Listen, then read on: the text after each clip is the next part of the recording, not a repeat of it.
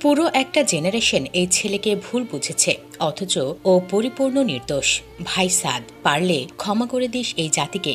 মা হারানো শোকাহত হৃদয় যেখানে একটু সান্ত্বনা পাওয়ার কথা ছিল, সেখানে পেয়েছিস সে গর্ভধারিণী মাকে খুন করার অপবাদ।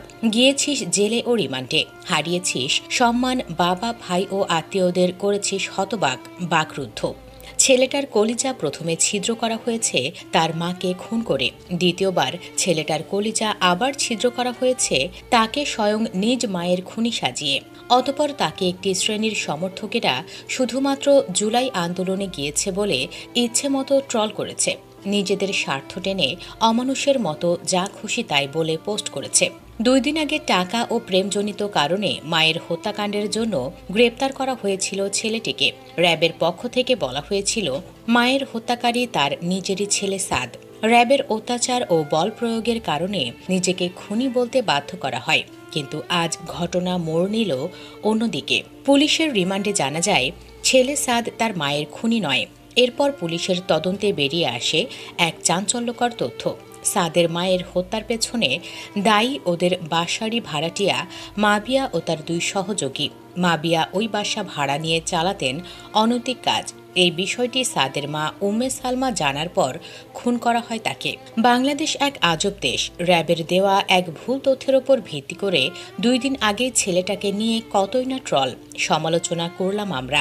আজ যদি আসল খুনি ধরা না পড়ত, তাহলে একবার ভাবেন ছেলেটার জীবন কি হয়ে যেত। জানা যায় গত রবিবার দুপচাঁচিয়া উপজেলার জয়পুরপাড়া এলাকায় নিজ বাড়িতে হত্যাকাণ্ডের পর খুনিরা উম্মে সালমার মরদেহ ফ্রিজে রেখে যান।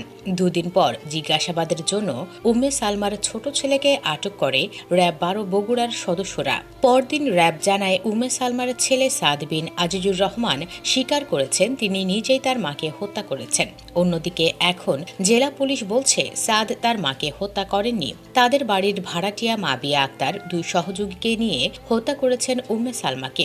মাবিয়া ও তার 2 সহযোগী সুমন চন্দ্র এবং মোসলেমকে গ্রেপ্তার করেছে পুলিশ। দুপচাঁচিয়া থানা পুলিশ জানায় হত্যাকাণ্ডের সময় ওই বাসা থেকে খোয়া যাওয়া ওয়াইফাই রাউটার এবং 2টি মোবাইলের সূত্র ধরে তারা প্রথমে আটক করেন বাসার ভাড়াটিয়া মাবিয়া আক্তারকে। মাবিয়া পুলিশকে জানায় 4 মাস আগে উম্মে সালমার ওই বাসা ভাড়া নিয়ে তিনি এখানে মাদক ও অনৈতিক কাজ চালিয়ে যাচ্ছিলেন। বিষয়টি টের পাওয়ার পর উম্মে সালমা ও তার স্বামী আজিজুর রহমান ভাড়াটিয়া মাবিয়া আক্তারকে 1 মাস ধরে বাড়ি ছেড়ে যাওয়ার জন্য বলছিলেন। তার কাছে 2 মাসের ভাড়াও পাওয়া ছিল। বিষয়গুলো নিয়ে মাবিয়া বাড়ির গৃহকর্ত্রী উম্মে সালমার ওপর ক্ষুব্ধ ছিলেন, তাই তিনি তার সহযোগী ও মাদক ব্যবসায়ী সুমন চন্দ্র সরকার এবং মোসলেমকে নিয়ে গেল শনিবার উম্মে সালমাকে হত্যার পরিকল্পনা করেন।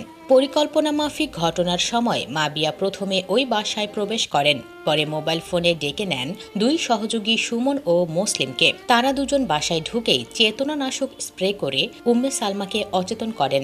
এরপর তার নাক, মুখ ও হাত বেঁধে বাসার ডিপ ফ্রিজে ঢুকিয়ে রেখে তারা 3 জন সেখান থেকে বেরিয়ে যায়। বগুড়ার অতিরিক্ত পুলিশ সুপার সুমন রঞ্জন সরকার বলেন, আটকের পর মাবিয়া, সুমন ও মুসলিম উম্মে সালমাকে হত্যার কথা স্বীকার করে ঘটনার পুরো বিবরণ দিয়েছে। পরে তাদের দেখানো জায়গা থেকে পুলিশ হত্যাকাণ্ডে ব্যবহৃত জিনিসপত্র এবং ওই বাসা থেকে খোয়া যাওয়া জিনিসপত্রগুলো উদ্ধার করে।